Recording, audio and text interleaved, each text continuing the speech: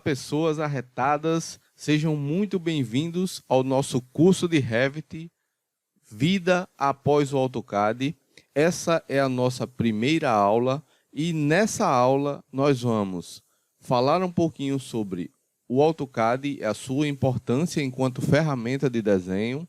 Vamos conhecer e entender o projeto de arquitetura que está desenhado no AutoCAD, que nós vamos fazer o processo de migração para o Revit, e também entender qual é a primeira ação necessária dentro desse processo de migração, ok? Então, vamos lá para o AutoCAD para falar um pouquinho sobre ele. Nós estamos aqui no AutoCAD e estamos abertos com o projeto que nós vamos fazer, o processo de migração, ok?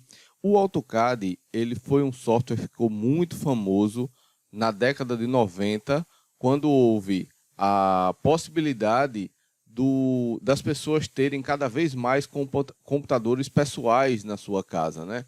Eu lembro que eu comecei a trabalhar na versão R14, que era, salvo engano, a primeira versão para o Windows do AutoCAD. O que é que aconteceu naquela época? As pessoas que desenhavam, né, faziam seus desenhos, seus projetos arquitetônicos na prancheta, eles começaram a usar o computador, né, a sigla CAD significa Computer Aided Design, desenho assistido por computador, e as pessoas começaram a fazer esses desenhos de forma digital, utilizando maciçamente a plataforma AutoCAD. Isso foi de grande importância porque, à medida que as pessoas ganhavam agilidade de desenho na plataforma, isso era revertido também em desempenho profissional. As pessoas entregavam seus projetos de forma mais rápida. O AutoCAD ele veio para facilitar várias coisas, mas ele também teve resistências no seu período de inserção. Muitas das pessoas que já tinham um certo tempo profissional, eles colocaram uma barreira porque já dominavam a ferramenta de desenho à mão e com os instrumentos de desenho que haviam naquela época. Então, migrar desse processo de desenho à mão para o AutoCAD era um processo doloroso para essas pessoas também. Mas dentro desse processo também havia vantagens, né? Por exemplo, se você queria tirar 5 cópias de um desenho, era só você acionar um comando e você dizer a quantidade de cópias, e isso era impresso em uma máquina específica, impressora ou plotter. Isso facilitou muito o trabalho e a capacidade de entregar o trabalho ao cliente ficou muito facilitada. O processo de migração da prancheta para o AutoCAD, a gente vai perceber que esse mesmo processo, indo do AutoCAD para o Revit, ele exige uma série de competências, as quais nós vamos desenvolver ao longo do curso. Esse é o projeto que nós vamos trabalhar. É um projeto de minha autoria, que eu fiz há muito tempo atrás, resgatei ele aqui nos meus arquivos, e eu quis colocar esse projeto porque ele é um projeto simples, ele é um projeto de uma casa de 2 pavimentos com cerca de 101, 102 metros quadrados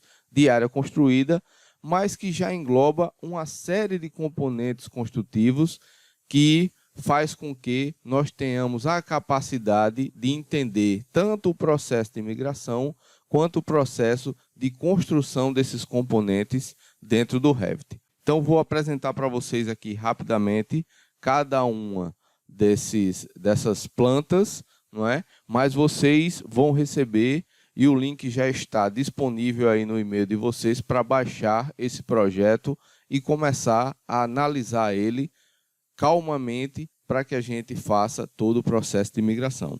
Aqui nós temos planta de coberta, um telhado 2 águas aqui, um telhado de uma água aqui com rufo e platibanda, não é?